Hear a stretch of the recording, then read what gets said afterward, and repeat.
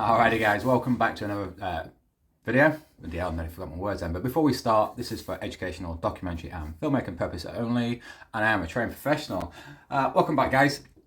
I don't know if there's any girls still following me, but there wasn't at one point, but anyway.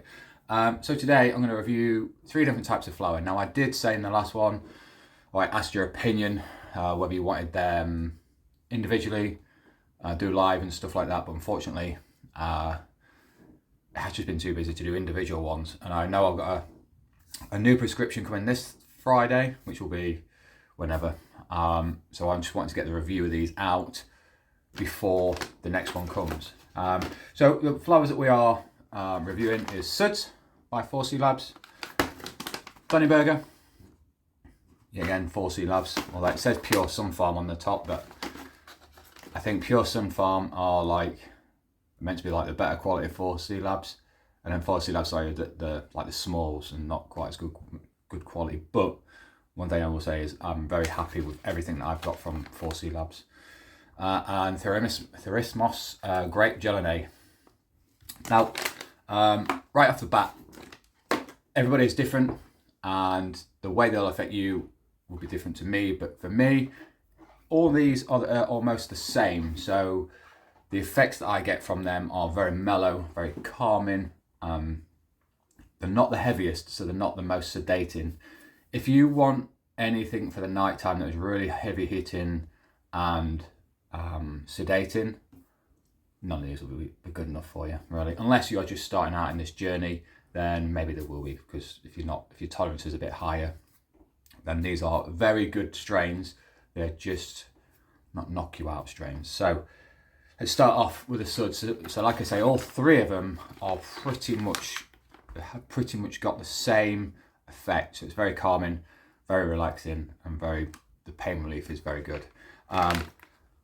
Flavour wise on the Suds, not my favourite. I've really come to not like sour or like random taste.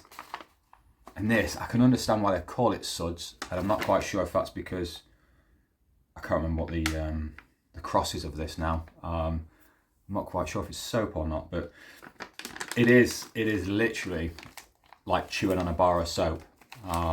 It's really not very pleasant. It's not unpleasant to the point of where you cannot vape it, but it is not the nicest of flavours. Yet again, the high wise or the effect wise is really good. I'm going to do these in ascending orders, is in strength. There's only like 2 or 3% between each one of them. So Donny Burger, 21%. That last one was 17, so it's 4% difference. My favourite by far out of all 3 of them. Flavour wise, it's really nice. And like I say, the quality and everything else is really good. So if out of all 3 of them, the ones that I would pick again would be the Donny Burger. If for any reason they didn't have that, then the other 2 are available. I'd have them every day of the week, just purely for the fact that they are nice enough to have for the price, but it wouldn't be my first choice. Grape Gel, yet again, there was just a little something about the flavour that I didn't really like. It is not as bad as the Suds, and it is more vapeable than the Suds, definitely.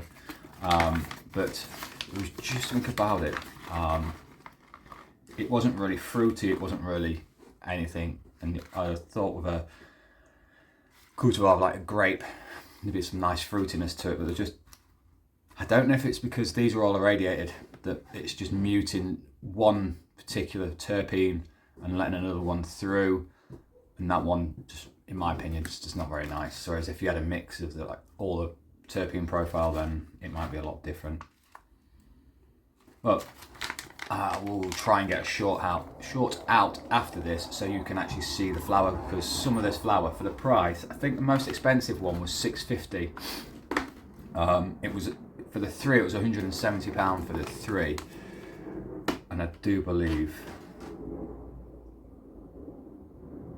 yeah, one of them was about £7. I think £6.50, £7 a gram. So for the price tag, these would be everybody's go-to, because they are in the predominant. yeah, they'll all be indica dominant because like I say before, I vape at night time, so I prefer one that's going to calm me down rather than pick me up.